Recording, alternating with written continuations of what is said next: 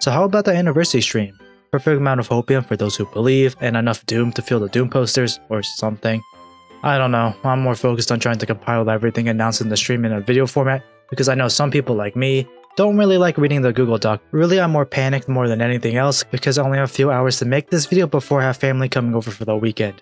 So thank you so much TLAnon for translating the stream. I literally would have no idea what's going on without you, and the Google Doc. And thank you Orza for being the MVP Giga Chat of the Girls Frontline community and recording the stream.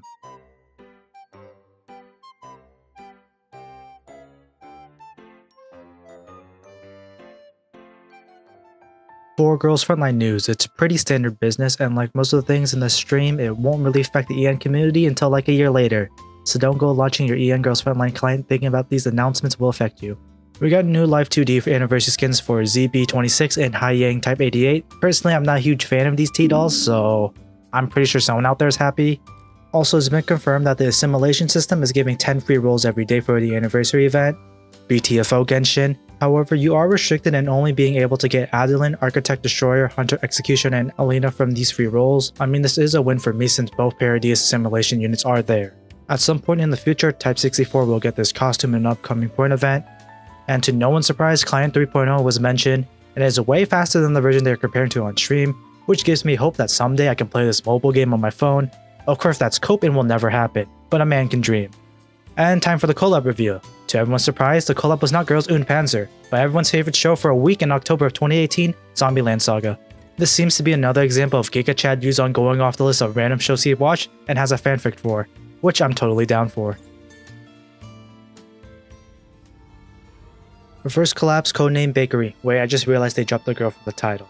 It's getting delayed. Of course, we already knew that since it was supposed to be released last year and was definitely delayed to an unannounced date. Yuzong, however, did drop an official cinematic trailer that you can go find on IGN's channel. Also, meet the new original character being added to Reverse Collapse, Sugar, with a question mark added to the name by TLAnon. Yeah, you've seen her, and that's basically it. We did get to see more gameplay from Reverse Collapse, including some distraction mechanics and stealth gameplay. Hopefully there is an action animation speed setting because it feels way too slow and sluggish for me, at least looking from the trailer. I don't know, it might feel better in actual gameplay. Apparently we'll get mini cutscenes like this for every boss level monster in the game, which is great, and if all of them are animated like this, it would be a major highlight for me at least. Reverse Collapse will also have branching storylines, and I mean, look at all those branches! It's gigantic! According to Yuzong, there is a large amount of replayability in the game, as you might need to search very hard in the levels to get the true good ending. However, Yuzong also said that the ending's not even written yet.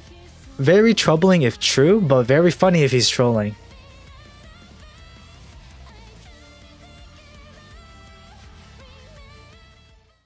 As for Project Neural Cloud, it's been confirmed that Nasita was drawn by Gyokai. It was kind of obvious with the art style, but it's nice to get a confirmation. Great news for me since it's the closest I will ever get to an Alisoft x Mika team crossover, even though Gyokai left Alisoft already. New costumes were revealed, probably would have more to say if I knew who any of these characters are, minus Robot Persea. The costume theme is casual wear, unless you're Soul, then you get mecha armor. Apparently the story stages are going to be completely random for this event. Not sure how that will work, but Mika team probably knows what they're doing. Some quality of life was added to the UI, however I think this will probably not matter for us in the end, since we'll get this at launch. Apparently the Mika team Hypergraph Ouroboros is in full effect now, as PNC is getting the Arcanite's relationship map and a tower defense mode, which is pretty funny. PNC is also getting some more live 2D in the game, and a Client 2.0 already. That's kind of early. And now what we've all been waiting for, Girls Frontline 2 news. We got a new trailer, like a really long, great trailer that revealed a lot of returning characters in Girls Frontline 2. Confirmed returning characters from the trailer are UMP9, which we already knew, Kalina, which we also already knew, Vector, PP90, TMP, Wellrod, BSK94, Star, which really caught me by surprise, what I think is DP12, and a surprise reveal of everyone's favorite UMP45. All in all, a really cool trailer that was pretty informative. And we got an image that shows some of the T-dolls in the game, which are mostly returning T-dolls. This image separates the fake fans from the real ones, so here's my proof that I'm a fake fan from left to right.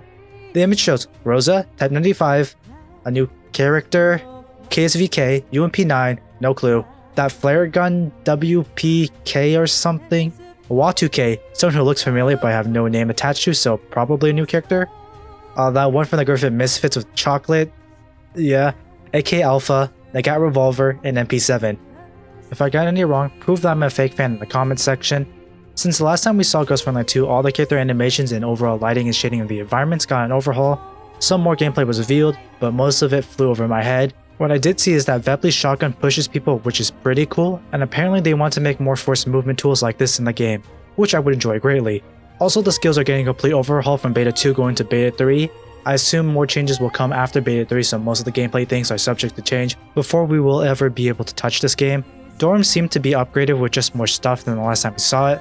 That or Rose is living in poverty compared to her allies. Apparently there were going to be bathrooms, possible callback to the infamous Cantidal poops question from a few years back.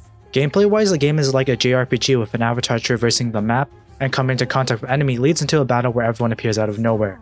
Apparently this is dynamic and the tactical map is based off where the JRPG battle was initiated, kinda like Endless Legends battle system.